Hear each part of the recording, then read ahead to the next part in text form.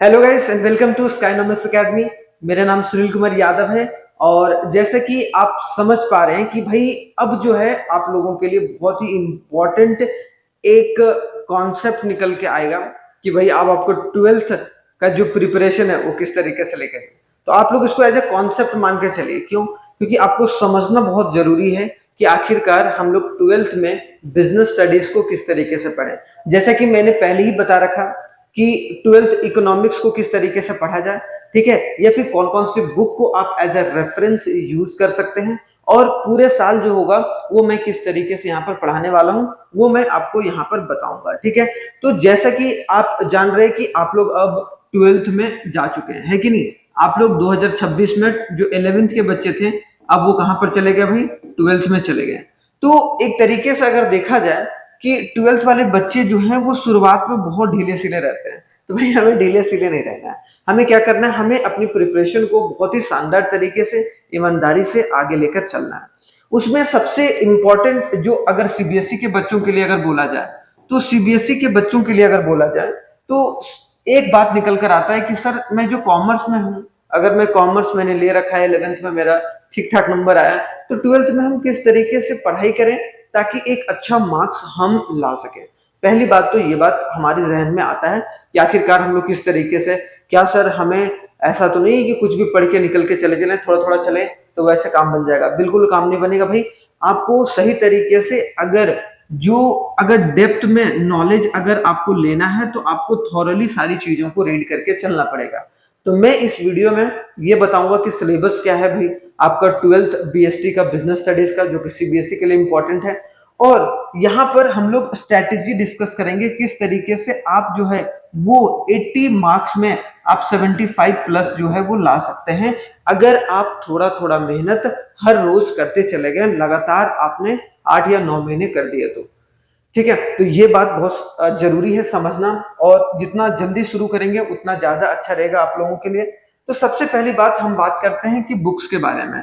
तो भाई बुक्स के बारे में अगर बात किया जाए बीएसटी का, है कि नहीं, बीएसटी का अगर ट्वेल्थ ट्वेल्थ कॉमर्स के लिए, तो ट्वेल्थ कॉमर्स के लिए अगर बीएसटी की किताब बात की जाए तो सबसे जो बेस्ट किताब बोली जाती है, ठीक है, या फिर मैं भी जिसको फॉलो करता हूँ वो आपको जनरली देखने को मिलेगा एनसीईआरटी। ठीक है, एनसीईआरटी मतलब एनसीईआरटी बेस्ट किताब है। देखो इकोनॉमिक्स का एनसीईआरटी उतना डेप्थ में नहीं दे रखा, लेकिन अब बीएसटी के जो क्वेश्चंस के लिए अब तो क्वेश्चन बैंक, ठीक है, क्वेश्चंस के लिए क्वेश्चन बैंक हो गया, या फिर आप रेफरेंस बुक ले सकते हैं, कोई भी रेफरेंस बुक, सारे रेफरेंस बुक अच्छे हैं। लेकिन अगर आपको एनसीईआरटी सही तरीके से आपने पढ़ लिया, ठीक है, बीएसटी का, तो आप बहुत अच्छे तरीके से वहां पर डील फाइनल कर सकते हैं, तो बहुत अच्छे तरीके से चीजों को एनालाइज कर सकते हैं। मैं इस साल जो हूं वो आपको एनसीईआरटी से ही पूरा बीएसटी पढ़ाने वाला हूं, ठीक है, और उसी से आपको चीजों को एनालाइज करने का मौका मिलेगा, जो कि बहुत इंपॉर्टेंट है। तो सीबीएसई वाले बच्चे ये सुन लीजिए कि भाई आपको एनसीईआरटी फोकस रखना है, और पूरे साल जो होगा वो हम लोग एनसीईआरटी के ऊपर फोकस करके चलेंगे, और क्वेश्चन जो होगा वो हम लोग क्वेश्चन बैंक या रेफरेंस बुक से ले सकते हैं, तो वहां पर कोई दिक्कत परेशानी नहीं। लेकिन हमें एक तरीके से, जैसे इकोनॉमिक्स का मैंने पिछले वीडियो में बताया, अगर आपने नहीं देखा होगा तो आपको दिख जाएगा भाई कि 2026 और 27 के नाम से इकोनॉमिक्स जो है 2026-27 के नाम से रेफरेंस से आप लोगों को वहां पर दिखाई पड़ जाएगा, जहां पर प्लेलिस्ट है, ठीक है, यूट्यूब में। लेकिन हमें बीएसटी को भी उतना ध्यान ही देकर चलना है जितना कि इकोनॉमिक्स में। कि बीएसटी में क्या होता है, समझो यहाँ पर कॉन्सेप्चुअल बेस्ड कैसा भाई? Case based. ठीक है, कैसा आएगा? केस बेस्ड आएगा। और जब केस बेस्ड स्टडी आता है तो हमें उस पर ज्यादा ध्यान किस बात पर देकर चलना है कि भाई हमें क्या हम रीडिंग अच्छे से कर रहे हैं कि नहीं कर रहे हैं, और रीडिंग करने के लिए आपको सारे कॉन्सेप्ट आपको पता होने जरूरी है। तो यहाँ पर हम पूरे डिटेल में एक एक कर कर चीजों को कंप्लीट करने की कोशिश करेंगे। अब थोड़ा सा आपका सिलेबस देख लेते हैं भाई, सिलेबस में क्या है। अगर सिलेबस देखा जाए तो बिजनेस स्टडीज का जो कोड नंबर है 054, 2026 और 27 का जो ऑफिशियल सिलेबस है उसमें क्या क्या बात भाई। तो सबसे पहला जो है पार्ट ए है। पार्ट ए में आपको देखने को मिलेगा principle and functions of management, जहां पर हम प्रिंसिपल और फंक्शंस ऑफ मैनेजमेंट कि मैनेजमेंट कैसे करते हैं। मैनेजमेंट मतलब देखो हर एक चीज में मैनेजमेंट की आवश्यकता होती है, जैसे कि आप बोलो पढ़ाई, अब शुरुआत में अगर आप सही तरीके से मैनेजमेंट करके नहीं चलोगे तो दिक्कत परेशानी हो सकता है, सिंपल सी बात है। तो सबसे पहले nature and significance of management, principle of management और बिजनेस एनवायरनमेंट। तो ये 3 चैप्टर से जो कि इंपॉर्टेंट है बेसिक मैनेजमेंट को समझने के लिए, इन 3 चैप्टर से आपके 16 मार्क्स पक्के हैं, ठीक है। तो सबसे पहले आपको पता होना चाहिए कि भाई कितना कितना मार्क्स, कितना कितना कहाँ कहाँ से आ रहा है। जैसे आपने इकोनॉमिक्स में भी देखा होगा, इकोनॉमिक्स में भी 2 पार्ट में होता है भाई। अगर आप इकोनॉमिक्स भी 2 पार्ट में होता है। 2 पार्ट में कौन कौन सा भाई? एक तो पार्ट ए होता है और एक पार्ट बी होता है कि नहीं? पार्ट ए और पार्ट बी। पार्ट बी में आपका इंडियन इकोनॉमी आता है, ठीक है, इंडियन इकोनॉमी।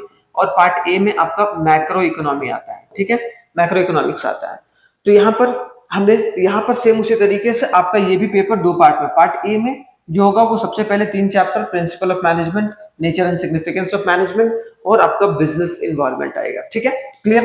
अब यहाँ पर आगे आते हैं, तो ये होते हैं जो बहुत इंपॉर्टेंट है, जिसको हम लोग बोलेंगे POSDC, कि 5 फंक्शंस ऑफ मैनेजमेंट होते हैं जिससे पूरे मैनेजमेंट को कंट्रोल या रेगुलेट किया जाता है कोई भी ऑर्गेनाइजेशन के थ्रू।